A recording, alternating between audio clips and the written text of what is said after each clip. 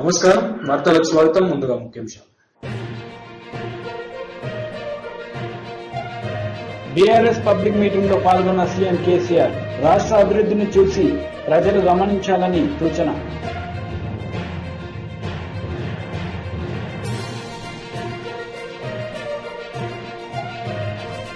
Jagan Sajjala direction లోనే దాడులు జరుగుతున్నాయని దేవినేని ఉమా.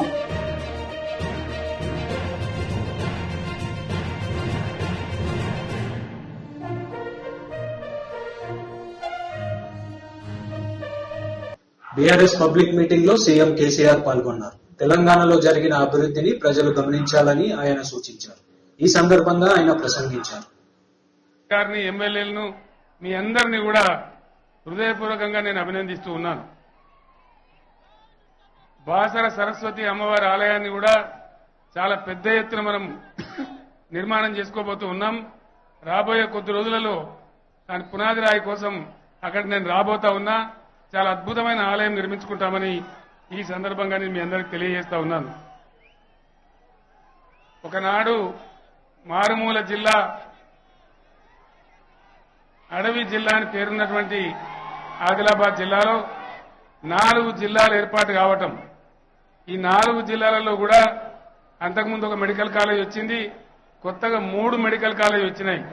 మంచిర్యాల, ఆసిఫాబాద్ మరియు నిర్మల్లో కూడా మెడికల్ కాలేజ్ వచ్చింది. మన ప్రభుత్వం ప్రారంభించినటువంటి సూచన నేను చూసిన, కిందికి పెట్టే సూచన నేను తెచ్చాకరదు. సో అది मैं देखा भैया बंद कर दो, मैं देखा बंद कर दो.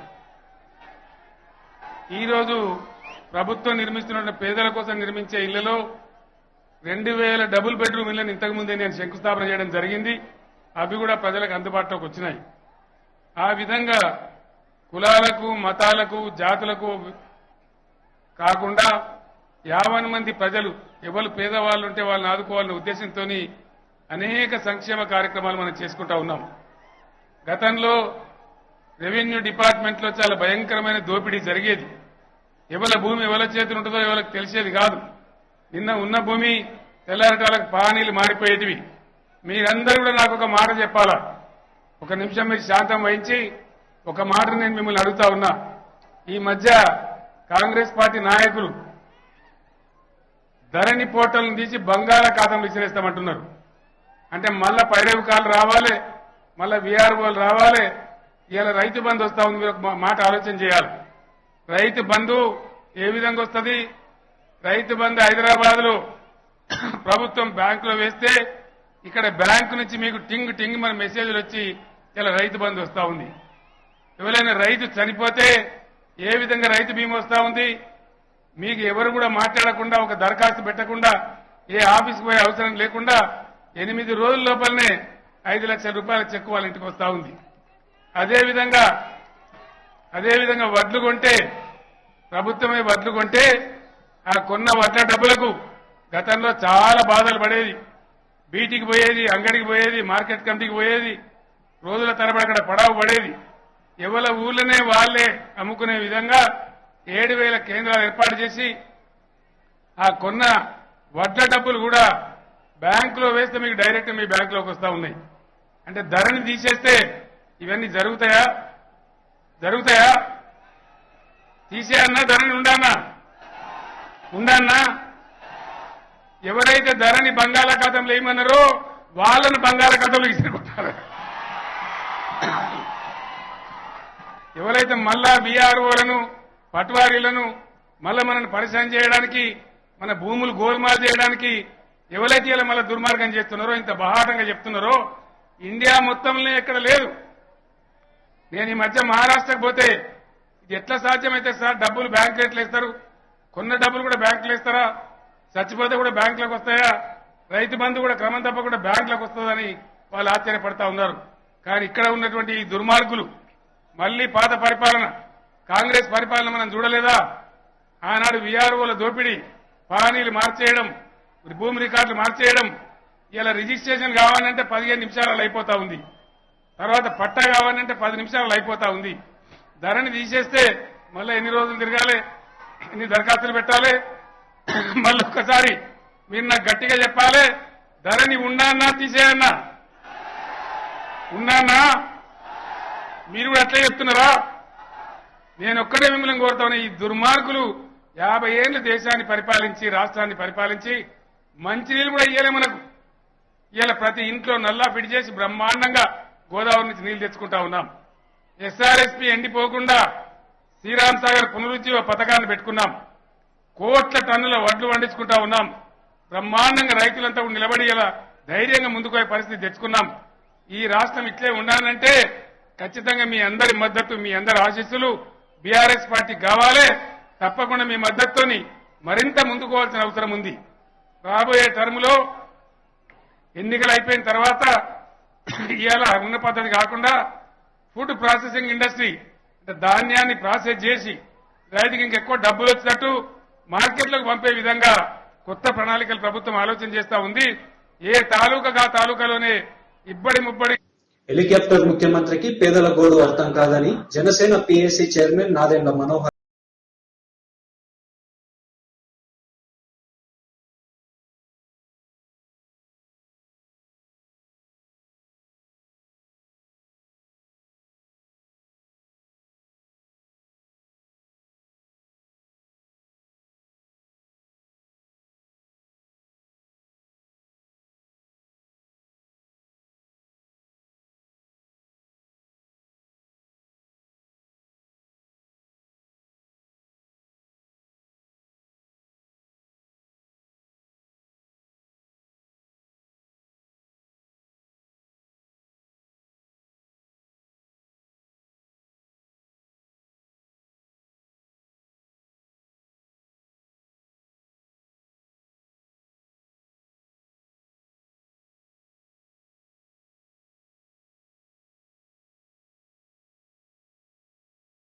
చేసుకోవడం.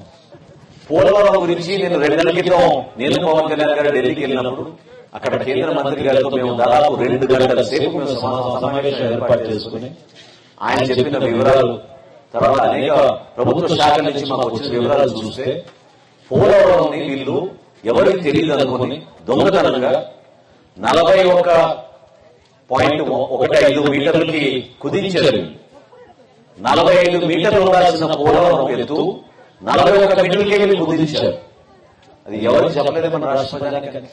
ఆ రోజు నేను ప్రెస్ మీట్ పెట్టి నేను ప్రశ్నిస్తే హడావడిగా వాళ్ళ నారాయణ మనోహర్ గారు అబద్ధాలు చాలా నమ్మబాలని చెప్పాడు. మరి ఈ రోజున కేంద్ర ప్రభుత్వం ఇచ్చిన ఉత్తర్వులు చాలా స్పష్టంగా రాష్ట్ర ప్రభుత్వం 41 మీటర్లకి ఒప్పుకుంది కాబట్టి మేము నిధులు ఇస్తున్నామని చెప్పి కేంద్ర ప్రభుత్వం ఈ రోజు మరి జారీ చేశారు. దానివల్ల ఉపయోగం ఏమో చెప్పండి. మనకు ప్రకాశం బ్యారేజ్ లాగా మిగిలిపోతుంది. బ్యారేజ్ 45 మీటర్లు ఎత్తుంటేనే పోలవరం 2 కాలువలు మనం అద్భుతంగా ఒక్క జిల్లా 2 జిల్లాల కోసం కాదు రాష్ట్ర వ్యాప్తంగా మన నీళ్లు గోదావరి నది నుంచి మనం తీసుకెళ్లి అందరికీ అందించగలుగుతాం. అప్పుడు గతంలో ఉన్న తెలుగుదేశం ప్రభుత్వం కూడా మరి కాలంలో ఆ రోజున పూజలు చేశారు, పూలు వేశారు, పసుపు వేశారు, అన్ని చూశారు మీరు అందరూ కూడా. పోలవరం నీళ్లు వచ్చేసినాయి. మరి ఈ రోజు ఏమైపోయిందో చెప్పండి. ఎత్తిపోతున్న పథకాలు పెట్టి డబ్బులు మీరు కాజేసుకుని ఎవరికి వాళ్ళు సొంతం కోసం మాట్లాడుకుంటున్నారు తప్ప ప్రజల కోసం మాట్లాడుతున్న సందర్భాలు లేవు. ఏ ప్రాజెక్టు చూసినా ఈ రోజున నిర్మాణ పూర్తి కావడం లేదు. ఒక ముఖ్యమంత్రి ఈ రోజున కేవలం హెలికాప్టర్లోనే ఆయన ప్రయాణం చేసి తాడేపల్లి నుంచి గ్రామాలకో లేదా పట్టణాలకు వెళ్ళిపోయి మీటింగ్లు చేసుకుని 50,000 మంది 20,000 మంది పోలీసులు పెట్టుకుని మీటింగ్ చేసుకుంటే దానివల్ల ఉపయోగం చెప్పండి. రైతాంగం పడుతున్న కష్టాల గురించి మన తూర్పుగోదావరి జిల్లాలో మేము 3 రోజులు పర్యటన చేసినప్పుడు పవన్ కళ్యాణ్ గారితో పాటు రైతాంగం ఆ రోజు కదిలిపోయిన విషయం ఏంటంటే ఈ రైతు భరోసా కేంద్రాలు ఏర్పాటు చేశారు. కానీ రైతు భరోసా కేంద్రాల నుంచి ఒక వ్యవసాయ అధికారిలో లేదా వాలంటీరో లేదా మన గిడ్డల దగ్గర నుంచో లేదా ప్రభుత్వం నుంచి ఎవరో వాళ్ళు వచ్చి మనకు భరోసా కలిగించలేకపోయారు. 2 రోజుల నుంచి వర్షం కురిసి మా మొక్కజొన్న కానీ ధాన్యం కానీ తడిసిపోయి ఆ రోజులు 5 రోజులు అయిపోయినా కూడా మొలకలు ముంచినా కూడా ఈ రోజు ప్రభుత్వం నుంచి ఎవరు ఎందుకు రాలేదని వాళ్ళు ఆవేదన చెందారు. ఎందుకంటే కేవలం వాళ్ళు వివిధ ఆలోచనలతోటి గతంలో కూడా చూసాం మనం కావాలని సమాజాన్ని విచ్ఛిన్నం చేసే విధంగా ఈ ముఖ్యమంత్రి పనిచేస్తున్నారు. ఆ రోజు మన కోనసీమలో పచ్చడి ప్రాంతంలో కావాలని కులాల మధ్య తగాదా పెట్టి ఒక మంత్రి గారు ఇల్లే ఈయన తగలబెట్టించారు. మంత్రి గారు ఇల్లు తగలబెట్టారు, ఎమ్మెల్యే గారు ఇల్లు తగలబెట్టారు. దేనికోసం అంటే భవిష్యత్తులో సమాజంలో చీలికి వస్తే ఓట్లు వస్తాయని ఒక పిచ్చి ప్రయత్నం. ఆ విధంగా ఆలోచించే మనిషి మన రాష్ట్రానికి ముఖ్యమంత్రిగా ఉన్నాడంటే మనం ఎంత జాగ్రత్తగా ఉండాలి, ఎంత అప్రమత్తంగా ఉండాలో మీరు ఆలోచించుకోండి. రాబోయే రోజుల్లో దయచేసి మీరందరూ కూడా కొంచెం సమయం వెచ్చించి జనసేన పార్టీ నిర్మాణం కోసం, బలపరచడం కోసం, అభిమానంగా పార్టీ కోసం, పవన్ కళ్యాణ్ గారి కోసం, మనందరి కోసం, మన బిడ్డల భవిష్యత్ కోసం మీరు కష్టపడి పార్టీ ముందుకు తీసుకెళ్తారని మనస్ఫూర్తిగా సందర్భంగా మరోసారి కోరుకుంటూ సెలవు తీసుకుంటాను. జై జనసేన, జై జనసేన.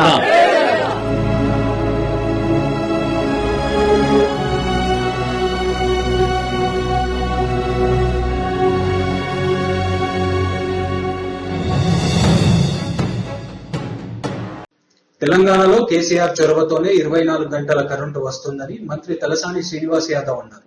సీఎం కేసీఆర్ కృషి వల్ల తెలంగాణ రాష్ట్రం అభివృద్ధి చెందుతుందన్నారు.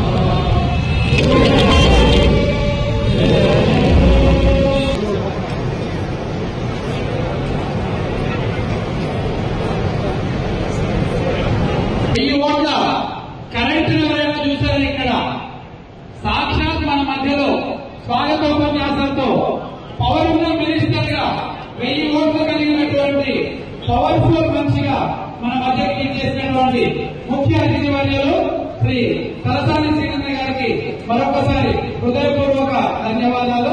మరి అద్భుతమైనటువంటి ప్రగతిని మనం సాధించుకొని ముందుకు వెళ్తున్నాం. మనకు వచ్చేటువంటి సబ్స్టేషన్ కూడా ఈ రోజు కొత్తగూడెం కానీ, యాదాద్రి కానీ, భూపాలపల్లి కానీ, మరి అదేవిధంగా జైపూర్ కానీ కొన్ని కంప్లీట్ అయినాయి. ఇంకా కొన్ని కంప్లీట్ అయితే ఈ దేశానికి మరి మన చుట్టుపక్కల రాష్ట్రాలకు కూడా అవసరం అంటే కరెంటు మనం వాళ్ళకు సప్లై చేసేటువంటి స్థాయికి మనం వెళ్తున్నామని చెప్పి నేను ఈ సందర్భంగా తెలియజేస్తా ఉన్నా. 60 ఏళ్ల నుంచి తెలియలేనటువంటి ప్రభుత్వాలు ఈ రాష్ట్రాన్ని, దేశాన్ని పరిపాలన చేస్తున్నాయి.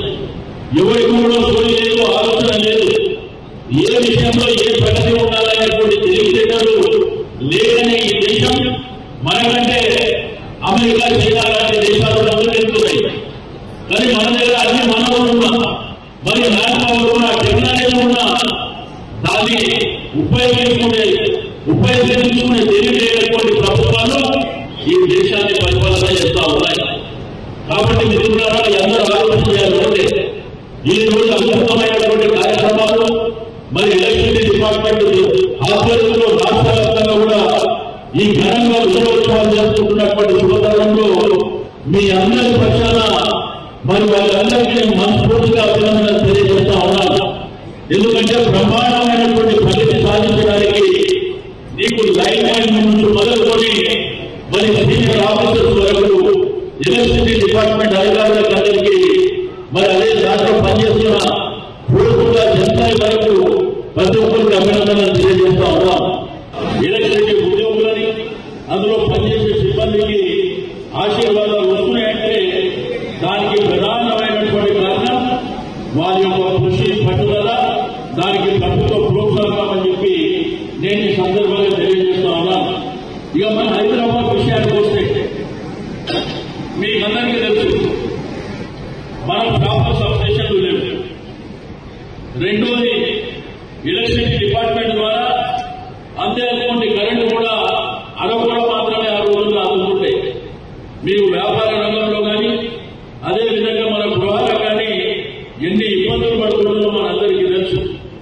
ఫిబ్రవరి మాసం నుంచి జూలై మాసం వరకు దినానికి 15 సార్లు కరెంటు పోతుంది. బట్ ఆ కరెంటు పోయినప్పుడల్లా అధికారులను ఇబ్బంది పెట్టేటువంటి ప్రయత్నం జరిగింది. కానీ కరెంటు పోవడం వల్ల ప్రభుత్వం వాళ్ళకు సహకారం అందించినట్లయితే, వాళ్ళకు కావాల్సినటువంటి బడ్జెట్ ఇచ్చినట్లయితే, వాళ్ళకు కావాల్సినటువంటి రిక్రూట్మెంట్ అయితే ఇచ్చినట్లయితే అద్భుతాలు ఏ విధంగా ఉంటాయనేది ఈ 9 సంవత్సరాల కాలంలో మనం చూస్తున్నామని చెప్పి నేను ఈ సందర్భంగా తెలియజేస్తా ఉన్నాను. అందుకే విద్యుత్ డిపార్ట్మెంట్ లో జరిగినటువంటి ప్రగతిని బేస్ చేసుకునే రాష్ట్ర వ్యాప్తంగా కూడా ఈ రోజు విద్యుత్ ఉత్సవాలని మరి ఘనంగా నిర్వహిస్తున్నామని చెప్పి నేను ఈ సందర్భంగా తెలియజేస్తా ఉన్నాను. బీజేపీ లీడర్ నల్ల ఇంద్రసేనారెడ్డి ప్రెస్ మీట్ నిర్వహించారు. ఈ సందర్భంగా పలు అంశాలపై ఆయన మాట్లాడారు. పగటి కలలు కంటున్నారు. ఇక్కడ బీజేపీ ఉండదు, బీజేపీని కనుమరుగు చేస్తామని చెప్పి Congress party, TRS, BRS, MIM ఇంకా వాళ్ళ మిత్రులైనటువంటి కమ్యూనిస్టులతో కలిసి వచ్చినా రాబోయేటువంటి ఎన్నికల్లో తెలంగాణలో భారతీయ జనతా పార్టీ అధికారంలోకి వస్తుంది, భారతీయ జనతా పార్టీ ప్రభుత్వం ఏర్పడుతుంది. భారతీయ జనతా పార్టీ చెప్తున్నటువంటి వాగ్దానాలన్నీ కూడా అమలు చేసి తీరుతుందని చెప్పి ఈ సందర్భంగా చెప్పదలుచుకున్నాం. రాహుల్ గాంధీ ఈరోజు ఆయనకి ఆలోచన లేదని, తెలివి లేదని, మామూలుగా ఆయన గురించి మాట్లాడేటువంటి పప్పు దద్దమ్మ అనటానికి గత 3-4 రోజులుగా పార్లమెంట్లో అమెరికాలో జరుగుతున్నటువంటి ఆయన కార్యక్రమాలే నిదర్శనం. ఆయన కార్యక్రమంలో ఖలిస్తాన్ ఉగ్రవాదులు వచ్చి వాళ్ళు జెండాలు పెట్టుకొని వాళ్ళ నాయనమ్మను చంపేసినటువంటి వాళ్ళు వాళ్ళ నాయనమ్మకు వ్యతిరేకంగా మాట్లాడితే కనీసం ప్రొటెస్ట్ చేసేటువంటి తెలివి లేనటువంటి వ్యక్తి ఈరోజు ఆ పార్టీకి నాయకులుగా ఉన్నారు.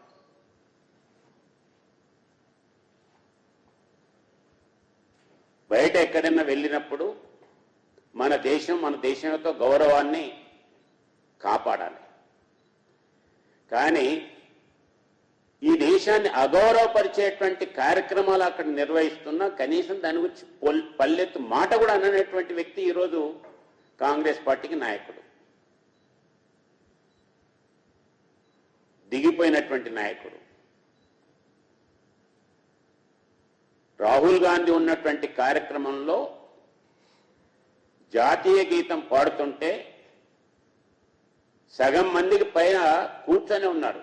కనీసం నిలబెట్టాలి అనేటువంటి నిలబడమని చెప్పేటువంటి ఇంకిత జ్ఞానం కూడా లేనటువంటి వాళ్ళు ఈరోజు ఆ కార్యక్రమాల్లో ఉన్నారు.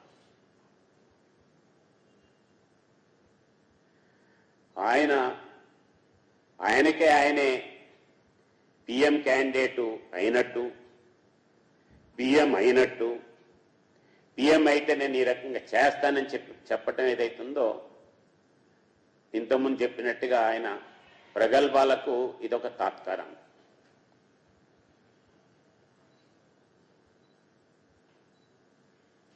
దేశం వెలుపల విదేశాల్లో ఉన్నప్పుడు ఈ దేశానికి సంబంధించినటువంటి ఇష్యూస్ మీద మాట్లాడేటప్పుడు కాస్త ఒళ్ళు దగ్గర పెట్టుకొని మాట్లాడాలి.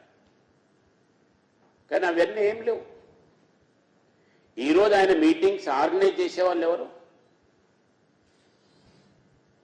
సిక్ ఫర్ జస్టిస్, ఈ దేశాన్ని ముక్కలు చేయాలనేటువంటి సంస్థ ఈరోజు ఆయన యొక్క కార్యక్రమాలు ఆలోచన చేస్తున్నారు.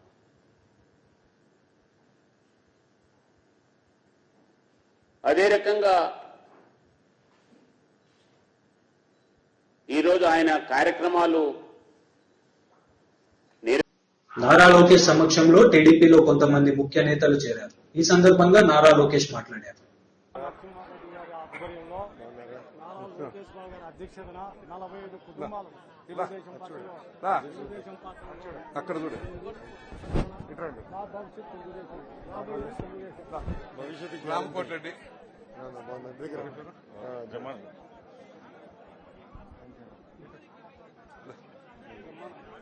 బ్రహ్మానంద రెడ్డి మీరు ముగ్గురు రండి ఫోటో దర్శన్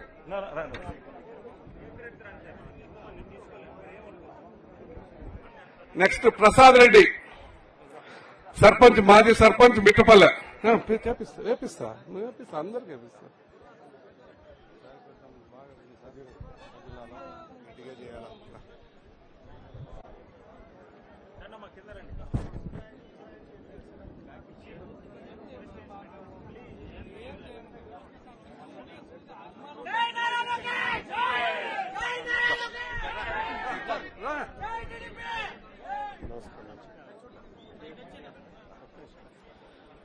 నెక్స్ట్ చంద్రశేఖర్ రెడ్డి గోనమాకులపల్లె మాజీ ఎంపీటీసీ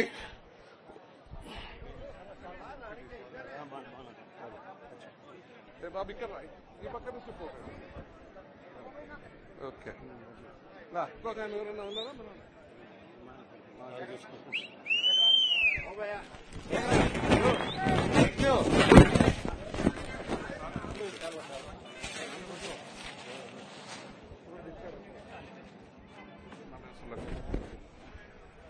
నెక్స్ట్ ఎవరున్నారు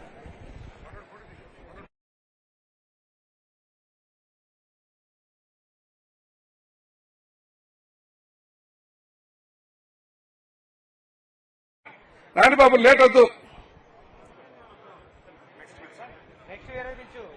నెక్స్ట్ అందరూ కూడా చదివిరాలా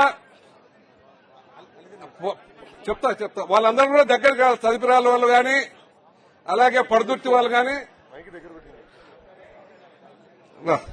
రా బాబు. వీళ్ళంతా కీర్తిపల్లె వాసులు సార్. అటు యాదవాసు చూడు అక్కడ చూడు.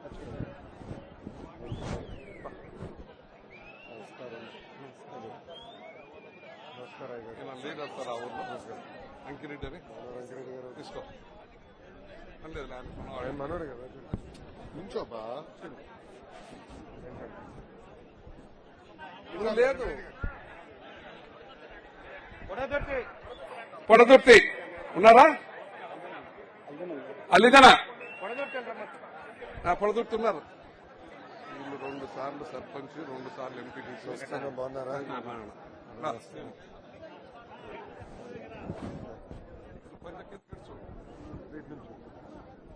నువ్వు ఆ పక్కన ఉండు. వీళ్ళందరికీ ఎత్తిస్తాను. చూడన్నా నుంచో ఒక్క నిమిషం తాదే. అక్కడ రావాలా? అక్కడ రమ్మను. వాళ్ళు ఫోటో తీసుకుంటున్నారు.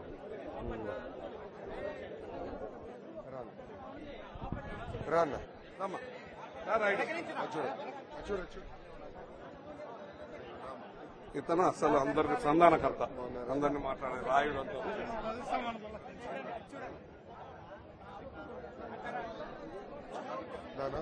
అజుడు దాకా నువ్వు మనోడే కదా.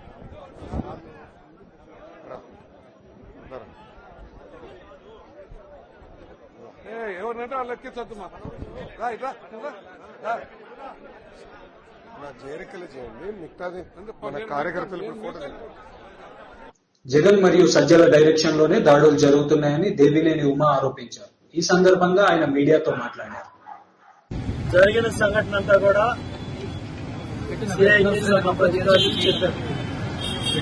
వీళ్ళు కట్టిన కేసులు ఏంటంటే 143,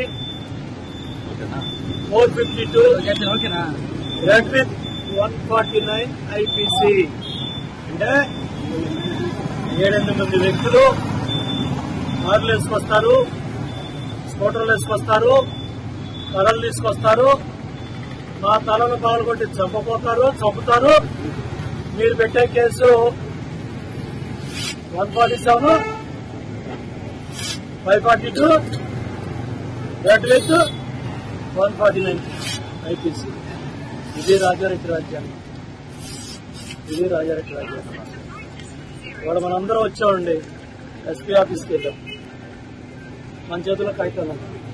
నిన్న గోండాల చేతిలో కర్రలు ఉన్నాయి. ఇప్పుడు మనం వెళ్ళాము, ఈ కుర్రాడు తప్పు చేస్తాడు, ఇప్పుడు నా మీద ఏ కేసు పెడతావా, ట్రెస్పాస్ పెడతావా, లేకపోతే ఇప్పుడు మా అధికారులు క్వశ్చన్స్ వచ్చారని చెప్తావా? మీడియా సోదరులను ఆలోచించండి. ఇప్పుడు మనం వచ్చాం, కాగితాలు తీసుకొని వచ్చాం, ఎవరో మొత్తం తప్పు చేస్తాడు, నా మీద క్రిమినల్ సెక్షన్ లో పెడతావా? నువ్వు తీసుకొచ్చావు కాబట్టి ట్రెస్పాస్ అని నాకు 41 నోటీస్ పంపిస్తావా? ఇదే రాజారెడ్డి, ఇదే రాజారెడ్డి రాజ్యాంగం. ఈ రాష్ట్రంలో అమలయ్యేది రాజారెడ్డి రాజ్యాంగం అమలవుతుంది. డాక్టర్ బిఆర్ అంబేద్కర్ గారి రాజ్యాంగం అమలవట్ల. ఏసీ సుబ్బారెడ్డి గారు హోంమంత్రిగా చేసిన కుటుంబం, ఎన్నో కీలక పదవులు, 80 ఏళ్లు రాజకీయాల్లో ఉన్న కుటుంబం, ఒక రాజకీయ చరిత్ర ఉన్న కుటుంబం, ఒక రాజకీయ నేపథ్యం ఉన్న కుటుంబం. ప్రశాంతమైన నెల్లూరు జిల్లాలో పట్టపగలు 1:30కి ఈ కార్యక్రమం జరిగితే గోండాలు, గంజాయి బ్యాచ్ యువకుల్ని పంపించి కర్రలు పెట్టి ఆయన చంపబోతే సికిందర్ రెడ్డి మనస్ఫూర్తిగా అభినందిస్తా ఉన్నాం. దమ్ముగా ధైర్యంగా నిలబడి గోండాలను తరిమికొట్టి మనతో కలిసి బయటకు వచ్చి వాహనాలు పట్టుకొని ఈ పోలీస్ యంత్రాంగం చేయలేని పని దమ్ముగా ధైర్యంగా వెంకటరమణారెడ్డి గారు, సికిందర్ రెడ్డి ఈ ముగ్గురు చేశారు. 24 గంటలైంది. నేను చెప్పా, ఎస్పీ కొత్తగా వచ్చాడు, ఇంతకుముందు డీఎస్పీగా చేశాడు. కాబట్టి ఈ జిల్లాలో ప్రశాంతం ఉండాలంటే, రాబోయే ఎన్నికలు ప్రశాంతంగా జరగాలంటే సంఘ విద్రోహ శక్తుల్ని కట్టడి చేస్తారా లేదా? జగన్మోహన్ రెడ్డి ఆజ్ఞ లేనిదే సజ్జలాడి గోండాల్ని మా మీదకు పంపించడు. క్లియర్ కట్ గా మంత్రి కాకాన గోవర్ధన్ రెడ్డి, నువ్వు ఈ జిల్లా మంత్రివి కాబట్టి నువ్వు బాధ్యత తీసుకొని ఈ ఎఫ్ఐఆర్కి సమాధానం చెప్పు, ఈ దానికి సమాధానం చెప్పు. నువ్వు ఈ జిల్లా మంత్రివే. సంఘటన జరిగి 24 గంటలైంది. ఎందుకు ముసు కూర్చున్నారు? వైసీపీ ఎమ్మెల్యేలు ఎందుకు మాట్లాడట్లా? వైసీపీ ఇన్ఛార్జ్ ఎందుకు మాట్లాడట్లా? జిల్లా మంత్రి ఎందుకు మాట్లాడట్లా? మీకు బాధ్యత లేదా? ఇవాళ మా మీద దాడులు జరుగుతాయి, రేపు మీ మీద జరగవా? లేకపోతే మీడియా మీద జరగవా? పత్రికల మీద జరగవా? ఎడిపోతూ ఉంది ఈ రాష్ట్రం. చూడండి, ఇవాళ ఈ సంఘటన డైవర్షన్ చేయాలని, చూడండి, ఈ సంఘటన డైవర్షన్ చేయాలని ఎస్సీ ఎమ్మెల్యే, సీనియర్ ఎమ్మెల్యే బాల వీరాంజనేయ స్వామి బ్రహ్మాండంగా శాసనసభలో ముఖ్యమంత్రి జగన్ దాడులు చేయించడం కాదు, డైరెక్ట్ గా రండి అని వైసీపీ నాయకులకు టీడీపీ నేతలు సవాల్ విసిరారు. వచ్చే ఎన్నికల్లో ప్రజల తీర్పుతో తెలుగుదేశం పార్టీ అధికారంలోకి వస్తుందని ఆయన ధీమా వ్యక్తం చేశారు. నెల్లూరు జిల్లాలో కొత్త సంస్కృతి, పేడు బ్యాచ్ల్ని డబ్బులు ఇచ్చి తెచ్చి తావడం, అటాకులు చేయించడం. ఈరోజు నేను ఒక్కటే అడుగుతున్నా, నెల్లూరు జిల్లాలో ఎన్నో రాజకీయ కుటుంబాలున్నాయి. ఆనం కుటుంబం 8 దశాబ్దాలుగా రాజకీయం చేస్తున్నాం నెల్లూరులో. ఎన్నో పదవులు అనుభవించాం, ఎన్నో మంత్రి పదవులు అనుభవించాం. ఏ రోజైనా ఒకరి మీద దాడి చేశామా అని అడుగుతున్నా. ఎవరో ఏ రోజైనా ఈ విధంగా గూండాల్ని పంపించి దాడి చేసేదానికి ప్రయత్నించామా? ఆనం కుటుంబం పక్కన పెట్టండి, నల్లపురెడ్డి కుటుంబం, జనార్దన్ రెడ్డి నేదురుమల్లి కుటుంబం గాని, ఎన్నో కుటుంబాలు, బెజవాడ ఫ్యామిలీ కానివ్వండి, దొడ్ల ఫ్యామిలీలకి, వీళ్ళందరూ రాజకీయాల్లో ఉన్నారు. చంద్రమోహన్ అన్న ఎగ్జాంపుల్, 40 years నుంచి నల్లపురెడ్డి ఫ్యామిలీలో ఈరోజు చంద్రమోహన్ అన్న ఒక లీడింగ్ ఫిగర్. ఏ రోజైనా మేము ఒకరి మీద టార్గెట్ చేసి పర్సనల్ గా గూండాలు పంపించి 5 లక్షలు 10 లక్షలు సుపారీ ఇచ్చిన విషయం ఎప్పుడైనా నెల్లూరు జిల్లాలో విన్నామా అని అడుగుతున్నాం. మేము చేయలేమా? మీకు చేతనైంది, మాకు చేత కాదా? మేము 5-10 లక్షలు ఈలేని పరిస్థితుల్లో ఉన్నామని మీరు అనుకుంటున్నారా? ఎంతసేపు పడుద్ది? మీరు చేసిన పని మేము చేయాలంటే ఒక్క రోజు కూడా కాదు, 1/2 గంటలో స్కెచ్ చేయగలుగుతాం. పద్ధతి అది. ఇదేనా రాజకీయం? ఇదేనా వైఎస్ రాజశేఖర రెడ్డి పోరాడి 2 సార్లు ముఖ్యమంత్రి అయ్యాడే రాజశేఖర రెడ్డి ఈ సంస్కృతి కోసమా? ఆయన ముఖ్యమంత్రి అయ్యి ఆయన బిడ్డ ఈరోజు ముఖ్యమంత్రి అయ్యి ఆ సంస్కృతి ఏమన్నా నిన్ను చేయమన్నాడా? మన హాఫ్ టికెట్ ముఖ్యమంత్రికి నేను అడుగుతున్నా ఒకటే, దాడులు చేయడం కాదు జగన్, దా you and me any time any place anywhere నువ్వు చెప్పు, ప్లేస్ నువ్వు సెలెక్ట్ చెయ్యి. ఇదేందండి ఇది? మొగోళ్ళుగా కొట్టుకోవాలా? నువ్వు కొట్టుకోవాలనుకుంటున్నారా మీ వైసీపీ వాళ్ళు? రాండి, పారిపోయేది ఏంది? సిగ్గునాయాళ్ళారా, పారిపోయేది 10 మందిని పిల్లకాయల్ని పంపించి మందు తాగిపించి గాంజా తాగిపించి పంపిస్తారా? ఏం మీకు దమ్ము లేదా? ఏం మీకు మొగతనం లేదా? మొగోళ్ళు కాదా? మీ తగోళ్ళు మీరు తేల్చుకోలేరా అని అడుగుతున్నాం. పెద్ద పని కాదు. రేపు తెలుగుదేశం ప్రభుత్వం వస్తే మిమ్మల్ని అందరినీ మేము ఈ విధంగా టార్గెట్ చేయాలా? మిమ్మల్ని ఇళ్లలో దూరి కొట్టాలా? మీ ఆఫీసుల్లో దూరి కొట్టాలా అని మీరు కోరుకుంటున్నారా అని అడుగుతున్నా. కోరుకోబాకండి, కోరుకోవద్దు. ఆ కల్లో కూడా రాకూడదు ఆ మాట. వస్తే అయిపోతారని కూడా చెప్తున్నా. మాకు ఆ సంస్కృతి లేదు. తెలుగుదేశం పార్టీలో ఆ సంస్కృతి లేదు, మాకు రాదు. మా నాయకుడు చంద్రబాబు నాయుడు దాన్ని ఒప్పుకునే ప్రసక్తే లేదని కూడా నేను మనవి చేస్తున్నా. దానికే మీరు ఈ రోజు ఇదాకా వెర్రి వేగుతున్నారు. చేయలేక కాదు, మా నాయకుడు ఒప్పుకోడు. కానీ పరిస్థితులు దాటుతున్నాయి. ఫస్ట్ కోటమిరెడ్డి శ్రీనివాసులు రెడ్డి మా అన్న మీద అటాక్ జరిగింది. కరెక్ట్ గా 5 నెలలు అయిందినా 6 నెలల్లో నా మీద అటెంప్ట్ చేశారు. నెక్స్ట్ ఎవరు? Who is next? ఎవరు అంటే ఈరోజు మేము పోలీస్ డిపార్ట్మెంట్ ని డీజీపీ గారికి ఓపెన్ గా ఈరోజు కొత్తగా వచ్చిన ఎస్పీ గారికి మేము అడుగుతున్నాం. మీరు కంట్రోల్ చేస్తుంటే ఇంత దూరం అసలు ఈ పరిస్థితి వస్తుందా అని నేను అడుగుతున్నా. రాదు కదా? అంటే ఇది మీ వైఫల్యమా కాదా? పోలీస్ వైఫల్యమా కాదా అని అడుగుతున్నా. ఒక కారు, 2 బైకులు, 8 మంది జనం, నేను నన్ను ఒకరిని కొట్టేదానికి సిగ్గులేదే మీక? రాండ్రా, ఎప్పుడు తగు వేసుకుంటాం, ఎక్కడ తగు వేసుకుంటాం, స్పాట్ చెప్పండి వస్తాం. ఒకరికొకరు కొట్టుకుంటాం. నేను చెప్పేది ఒకటే, ఇంకొక 8 నెలలు ఉంది. మీరు ఇదే విధంగా ఇష్టం వచ్చినట్టు ఈ దాడులకు పాడిపడితే మేమేం భయపడేది లేదు, మేమేం పారిపోయేది లేదు, ఇంకా గట్టిగా మాట్లాడతాం. వార్తలు ముగించే ముందు ముఖ్యాంశాలు మరోసారి. బీఆర్ఎస్ పబ్లిక్ మీటింగ్ లో పాల్గొన్న సీఎం కేసీఆర్ రాష్ట్ర అభివృద్ధిని చూసి ప్రజలు గమనించాలని సూచన.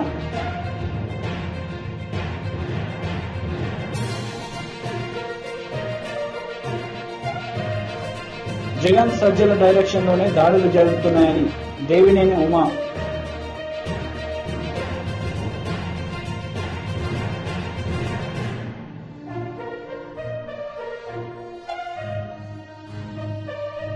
ఈ వార్తలు ఇంతటితో సమాప్తం. తిరిగి ప్రసారం అయ్యే వార్తల్లో మళ్ళీ కలుద్దాం. అంతవరకు సెలవు.